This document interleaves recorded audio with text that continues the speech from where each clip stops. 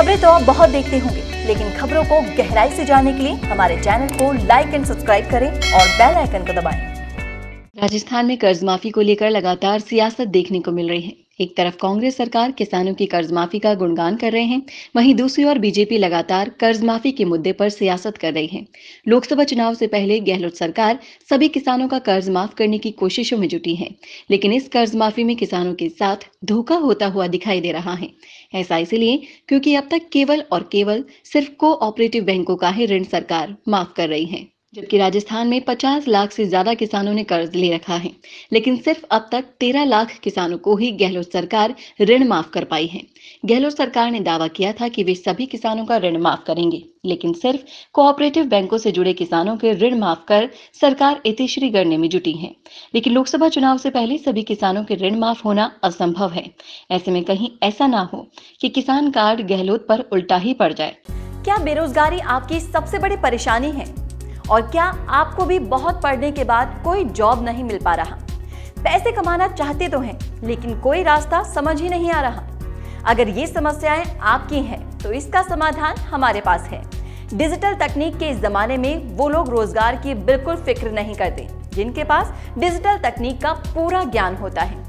इस ज्ञान को पाने के लिए आपको सीखनी होगी डिजिटल मीडिया, जिसको केवल 3 महीने सीखने के बाद ही आपके पास नौकरी और व्यवसाय करने के हजारों विकल्प खुल जाएंगे। इस कोर्स के बारे में ज्यादा जानकारी के लिए कॉल करें 9001299672। क्योंकि व्यावसायिक बैंकों से कर्ज लेने वाले किसानों की संख्या बहुत अधिक है, जबकि 2 लाख तक के कर्ज माफ का दावा करने वाली गहलोत सरकार कर्ज माफी के नाम पर दिखावा कर रही है।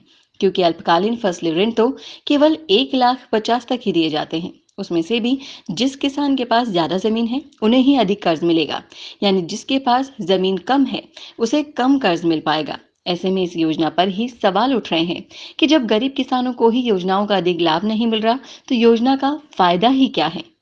ऐसे में गरीब किसान और गरीब होता जा रहा है, जबकि अमीर और अमीर।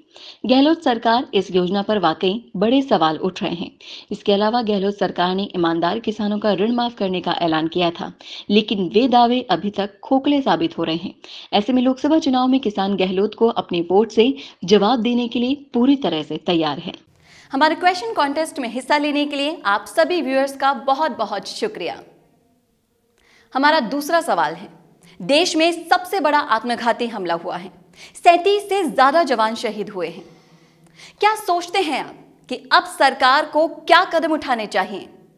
इस सवाल का जवाब देने के लिए जल्दी से अपना सेलफोन उठाइए और सेल्फी वीडियो बनाकर आपका जवाब क्या है हमें भेजें।